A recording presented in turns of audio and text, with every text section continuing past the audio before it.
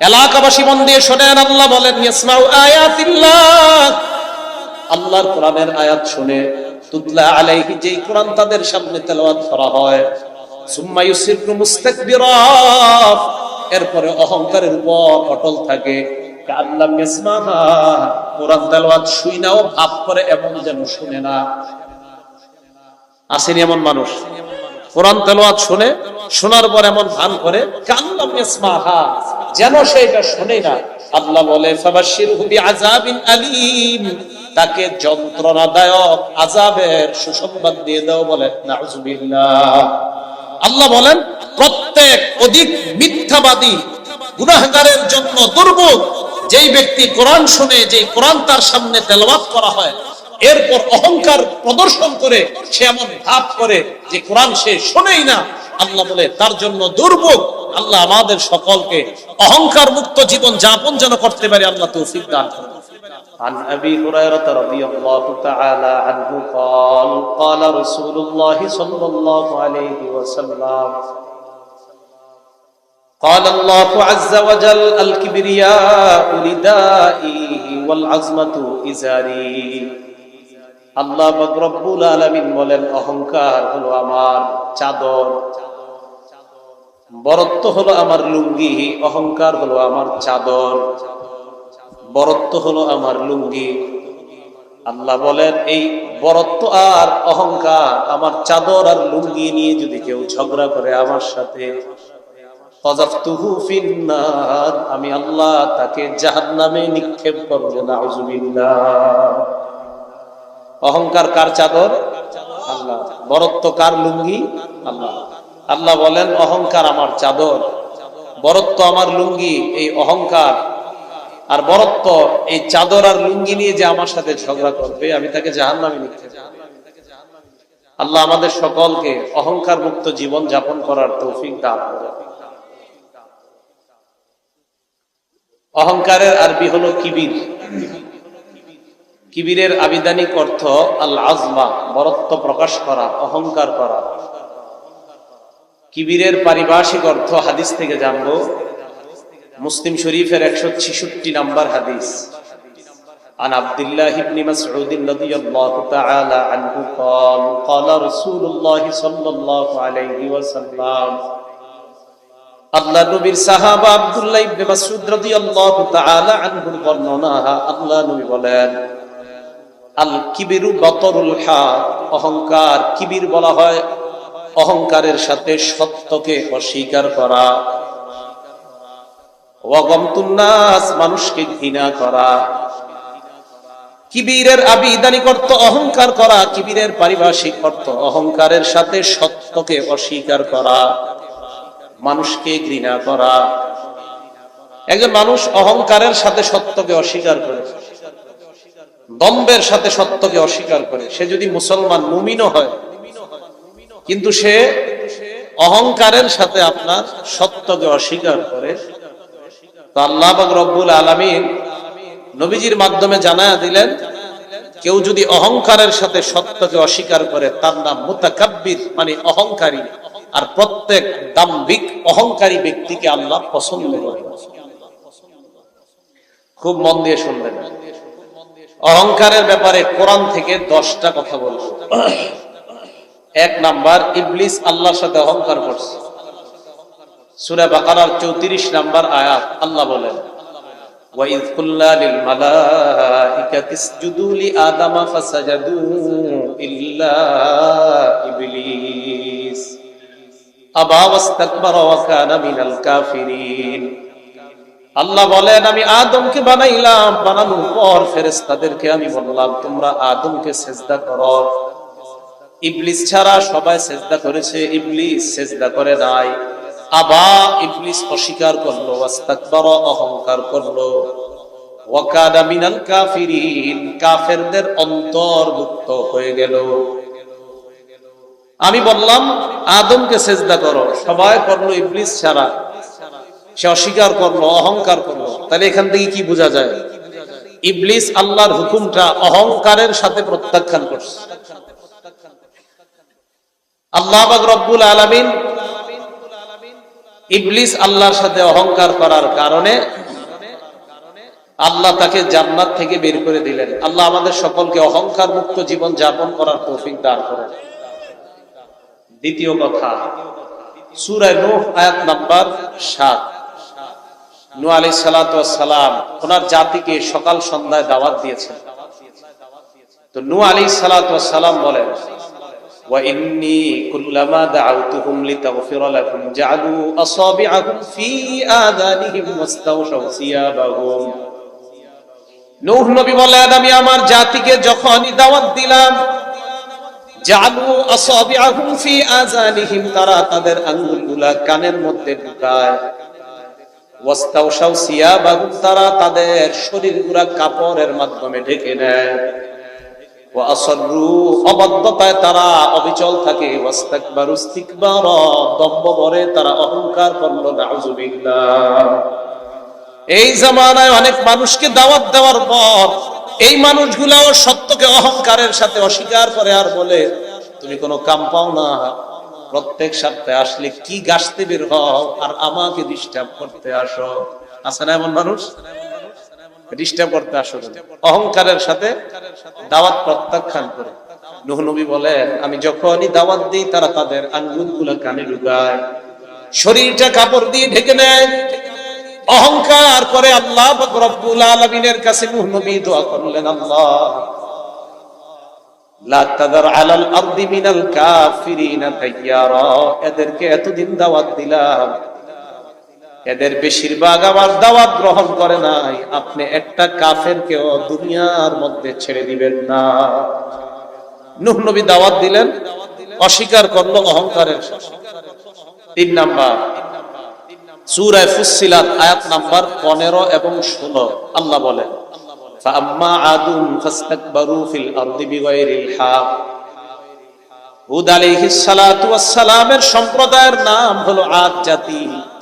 এই আদ জাতি অন্যায়ভাবে দুনিয়াতে অহংকার করে।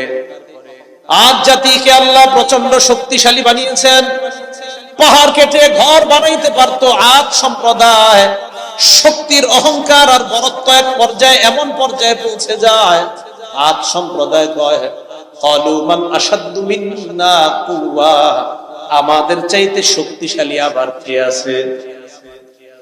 আল্লাহ জবাব দিয়ে দেয়, আওয়ালাম ইয়ারাউ আন্নাল্লাহাল্লাযী খালাকাহুম হুয়া আশাদ্দু মিনহুম কুওয়া, তারা কি লক্ষ্য করে না যে আল্লাহ তাদেরকে বানিয়েছেন ওই আল্লাহ তাদের চেয়ে কোটি গুণ বেশি শক্তিশালী। এরা শক্তির অহংকার করলো, তা আমাদের চেয়ে বড় শক্তিশালী কে আছে?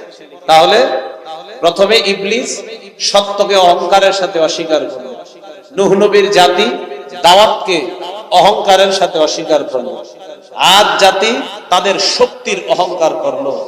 আল্লাহ সূরা ফুসসিলাতের 16 নম্বর আয়াতে বলেন, ফাআরসালনা আলাইহিম রিহান সারসারান ফি আইয়ামিন নাহিসাত, আমি আল্লাহ তাদের উপর আযাব প্রেরণ করলাম 7 দিন 8 রাত পর্যন্ত, 7 রাত 8 দিন পর্যন্ত ধারাবাহিক তাদেরকে আমি আযাব দিলাম। এই অশুভ দিনে আমি আল্লাহ তাদের উপর ঝড়ো হাওয়া প্রবাহিত করলাম, এমন বাতাস আমি তাদের উপর পাঠাইলাম। লিনুযীকাহুম আযাবাল খিজি ফিল হায়াতিদ দুনিয়া, আমি তাদেরকে ভোগ করাইলাম পার্থিব জীবনে লাঞ্ছনার শাস্তি ভোগ করাইলাম। আল্লাহ বলে, শোনো মানুষ, ওয়ালা আযাবুল আখিরাতি আখজা, আখিরাতের আযাব কিন্তু আরো লাঞ্ছনাদায়ক। বলেন নাউযুবিল্লাহ। একটু আগে ছেলেরা জানাজার প্রদর্শনী দিল, আখিরাত স্মরণ করায় দিল আমাকে আপনাকে। কালকে আমি আপনি কবরগ্রস্ত হব না, এটার কোনো গ্যারান্টি নাই। আল্লাহ বলে, শোনো, দুনিয়াতে আযাব, লাঞ্ছনার আযাব তো আমি তোমাদেরকে ভোগ করাইলাম, আখিরাতের লাঞ্ছনা আরো কঠিন। আখিরাতের আযাবের যে লাঞ্ছনা হবে, আখজা, আখিরাতের আযাবটা অধিক লাঞ্ছনাদায়ক হবে। ওহুম লা ইউনসারুন, সেখানে এই শক্তিশালী আদ জাতিকেও সাহায্য করা হবে। তাহলে ইবলিস সত্যকে অস্বীকার করলো অহংকারের সাথে, নূহ নবীর জাতি দাওয়াতকে অস্বীকার করলো অহংকারের সাথে, আদ জাতি শক্তির বড়াই করলো, অহংকার করলো। আল্লাহ কয়, আমি এর চেয়ে বড় শক্তিশালী। 4 নাম্বার, সূরা আরাফ আয়াত নাম্বার 75 এবং 76। সালেহ আলাইহিস সালাতু ওয়াস সালাম নবীর নাম, ওনার সম্প্রদায়ের নাম সামুদ সম্প্রদায়। মন দিয়ে শুনেন এই আয়াতে আল্লাহ কি বলেন। قال الملأ الذين استكبروا من قومه للذين استضعفوا لمن آمن منهم أتعلمون أن صالحا مرسل من ربي। সালেহ নবীর সম্প্রদায়ের মধ্যে যারা কাফের নেতা, কি বলছে, সালেহ নবীর সম্প্রদায়ের মধ্যে ওই সমস্ত নেতৃস্থানীয় ব্যক্তি যারা অহংকার করলো, এই আয়াত দ্বারা বোঝা যায় ক্ষমতা পাইলে মানুষ অহংকারী হয়ে যায়। ক্ষমতা পাওয়া এটা ভালো কথা, ক্ষমতা যদি আল্লাহ কাউকে দান করে এটা নিয়ামত আল্লাহর পক্ষ থেকে, তবে অহংকার আসাটা খারাপ। ক্ষমতা পাওয়া ভালো, নেতা হয়ে যদি জনগণের কাজ করা যায় ভালো, কিন্তু অহংকার এসে যাওয়াটা খারাপ। আল্লাহ বলেন তার সম্প্রদায়ের অহংকার নেতা যারা, এই অহংকার নেতৃস্থানীয় লোকেরা, সালেহ নবীর সম্প্রদায়ের যারা দুর্বল ঈমানদার, তাদেরকে বলল আতা'লামুনা আন্না সালিহান মুরসালুন মির রাব্বি, তোমরা কি জানো সালেহ আল্লাহর পক্ষ থেকে একজন প্রেরিত পয়গম্বর। সালেহ নবীর সম্প্রদায়ের ঈমানদাররা জবাব দেয় ইন্না বিমা উরসিলা বিহি মুমিনুন, সালেহ নবীকে যা দিয়ে প্রেরণ করা হয়েছে আমরা সব স্বতঃস্ফূর্তভাবে মেনে নিলাম। দুর্বলরা কয় আমরা ঈমান আনছি, অহংকারীরা এবার কি জবাব দেয় দেখেন। قال الذين استكبروا إنا بالذي آمنتم به كافرون, অহংকারী নেতৃস্থানীয় লোকেরা কয় ও দুর্বল মানুষ, তোমরা যেটাকে মানো আমরা সেটাকে অস্বীকার করি।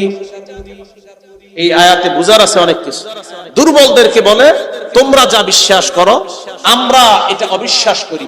তাহলে অহংকারের কারণে তারা ঈমান আনে না। ক্ষমতার অহংকার এমন পর্যায়ে তাদেরকে নিয়ে গেছে এখন সত্যকে আর গ্রহণ করতে চায় না। আল্লাহ আমাদেরকে হেফাজত করেন। এইগুলো সূরা আরাফের ৭৫ এবং ৭৬ নম্বর আয়াত। ৫ নম্বর কথা সূরা আরাফের ৮৮ নম্বর আয়াত, দেখেন কি বলে আল্লাহ। قال الملأ الذين استكبروا من قومه لنخرجنك يا شعيب والذين آمنوا معك من قريتنا أو لتعودن في ملتنا। শুআইব নবীর সম্প্রদায়ের নেতৃস্থানীয় লোক যারা অহংকারী করেছে, দেখেন সালেহ নবীর সম্প্রদায়ের মানুষ ক্ষমতা পেয়ে যারা অহংকারী হয়ে গিয়েছে, শুআইব নবীর সম্প্রদায়ের মধ্যে একদল অহংকারী নেতৃস্থানীয় ব্যক্তিরা শুআইব নবী এবং ঈমানদারদেরকে ডাক দিয়ে বলে লানুখরিজান্নাকা ইয়া শুআইব ওয়াল্লাযীনা আমানু মা'আকা মিন ক্বরিয়াতিনা, আমরা তোমাকে এবং তোমার সাথে ঈমানদার যারা তাদেরকে আমাদের গ্রাম থেকে বের করে দিব।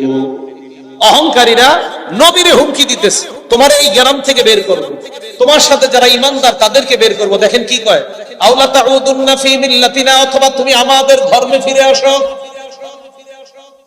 একজন নবীরে কয় আল্লাহর উপর ঈমান ছাইরা, জাতি কয় তুমি আল্লাহ আর তোমার ঈমানদার যারা আছে এরা সবাই আল্লাহর উপর ঈমান ছাইরা আমাদের সাথে এসে দেব দেবীর পূজা করে। জাতি নবীর এই কথা বলছে।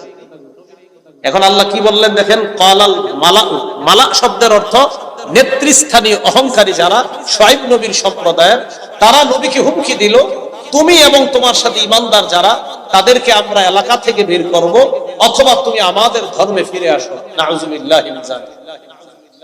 এবার মন দিয়ে শুনেন ৬ নাম্বার কথা, সূরা কসস আয়াত নাম্বার ৩৮ এবং ৩৯, ফেরাউন এবং তার সেনাবাহিনীর অহংকার।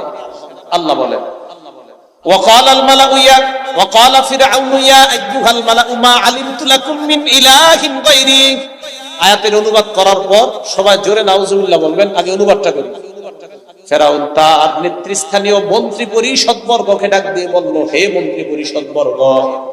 ফেরাউন তার মন্ত্রী পরিষদদেরকে ডাক দিয়ে বলল, হে মন্ত্রী পরিষদ বর্গ, মা আলিমতু লাকুম মিন ইলাহিন গায়রি, আমি তোমাদের জন্য আমাকে ছাড়া অন্য কাউকে আমি আল্লাহ মনে করি না, খোদা মনে করি না। আমি তো তোমাদের আল্লাহ, আমি তোমাদের ইলাহ। ফেরাউন কয়, হে মন্ত্রী পরিষদ বর্গ, আমি ছাড়া তোমাদের আর কোন ইলাহ আছে বলে আমার জানা নাই। অহংকার তারে কোন পর্যায়ে নিয়ে গেছে, মন্ত্রীদেরকে বলতেছে যে আমি তোমাদের জন্য আমাকে ছাড়া অন্য কোন ইলাহ আছে বলে আমার জানা নাই। এবার কি কয় দেখেন, মুসা আমাকে দাওয়াত দিল, তার নাকি একজন ইলাহ আছে, আল্লাহ।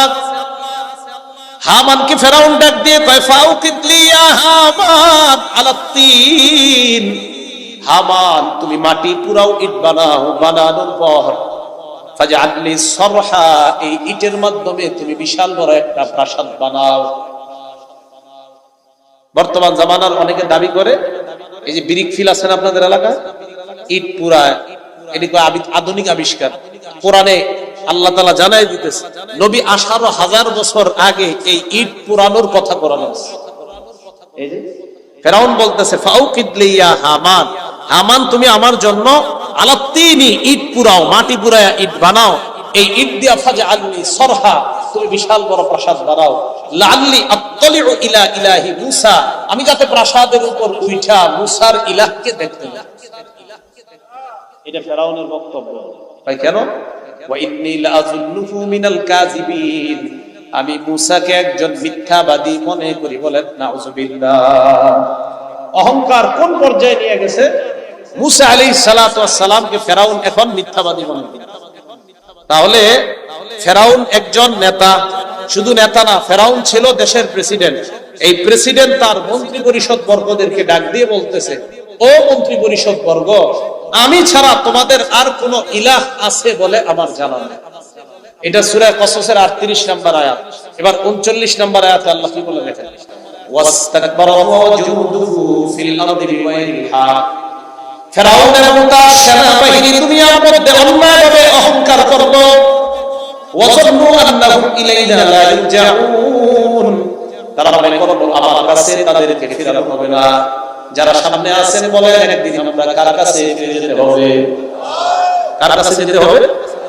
আল্লাহ সূরা কসসের 40 নম্বর আয়াতে বলে ফাখাযনাহু ওয়া জুনুদাহু, ফেরাউনকে এবং তার সেনাবাহিনীকে আমি পাকড়াও করলাম, ফানাবাযনাহুম ফিল ইয়াম, আমি আল্লাহ সমুদ্রে ডুবাইয়া তাদেরকে মারলাম। ফানজুর কাইফা কানা আকিবাতুজ জালিমিন, আল্লাহ বলে দেখো জালেমদের শেষ পরিণতি কত ভয়ঙ্কর, ভালোভাবে দেখো। আয়াতের মাধ্যমে আল্লাহ বুঝাইতে চায় দুনিয়ার মধ্যে অহংকার করে যারা জুলুম করবা আর জালেম হিসাবে তোমাদের পরিচয় লাভ করবা, মনে রাখবা আমি আল্লাহ ফেরাউন আর তার সেনাবাহিনীকে ডুবিয়েছিলাম, এখন আমি আল্লাহ ডুবাইতে পারি। শুধুমাত্র তোমাদের নবীর দোয়া যদি না থাকতো আমি একটা জালেমকেও ছাড় দিতাম না। নবী দোয়া করছে, আল্লাহ আমার সম্প্রদায় আমার উম্মতকে আপনি একবারে ধ্বংস করে দিয়েন না। নবীর এই দোয়াটা আল্লাহ কবুল করেন। না হয় আল্লাহ রাব্বুল আলামিন বর্তমান জামানায় যেভাবে অহংকারের সাথে সত্যকে অস্বীকার করে, তা আল্লাহ কিন্তু পারতেন ওই জাতির মতো তাদেরকে মাটির নিচে দাফন করে দিতে, তাই তাদের মতো আল্লাহ তাদেরকে ডুবিয়ে মারতে পারতেন না আল্লাহ। আল্লাহ আমাদের সকলকে অহংকার মুক্ত ভাবে যেন দুনিয়াতে চলতে পারি তৌফিক দান করেন। 7 নম্বর কথা সূরা জাসিয়া আয়াত নাম্বার 7, এই আয়াতে আল্লাহ বলেন ওয়াইলুল লিকুল্লি আফফাকিন আসীম, প্রত্যেক মিথ্যাবাদী অপরাধীর জন্য দুর্ভোগ। ইয়াসমাউ আয়াতিল্লাহ, এলাকাবাসী মন দিয়ে শুনেন, আল্লাহ বলেন ইয়াসমাউ আয়াতিল্লাহ, আল্লাহর কোরআনের আয়াত শুনে তুতলা আলাইহি, যে কোরআন তাদের সামনে তেলাওয়াত করা হয়, সুম্মা ইউসিরু মুস্তাকবিরা, এরপরে অহংকারের উপর অটল থাকে, কাআন্না লাম ইয়াসমাহা, কোরআন তেলাওয়াত শুনেও ভাব করে এমন যেন শুনে না। আসেনি এমন মানুষ কোরআন তেলাওয়াত শুনে, শোনার পর এমন ভান করে কাআন্না লাম ইয়াসমাহা, যেন সে শুনে না। আল্লাহ বলে ফাবাশশিরহু বিআযাবিন আলীম, তাকে যন্ত্রণাদায়ক আযাবের সুসংবাদ দিয়ে দাও। বলে নাউযুবিল্লাহ। আল্লাহ বলেন প্রত্যেক অধিক মিথ্যাবাদী গুনাহগারের জন্য দুর্ভোগ, যেই ব্যক্তি কোরআন শুনে, যে কোরআন তার সামনে তেলাওয়াত করা হয়, এরপর অহংকার প্রদর্শন করে সে এমন ভাব করে যে কোরআন সে শোনেই না, আল্লাহ বলে তার জন্য দুর্ভোগ। আল্লাহ আমাদের সকলকে অহংকার মুক্ত জীবন যাপন যেন করতে পারে আল্লাহ তৌফিক দান করেন।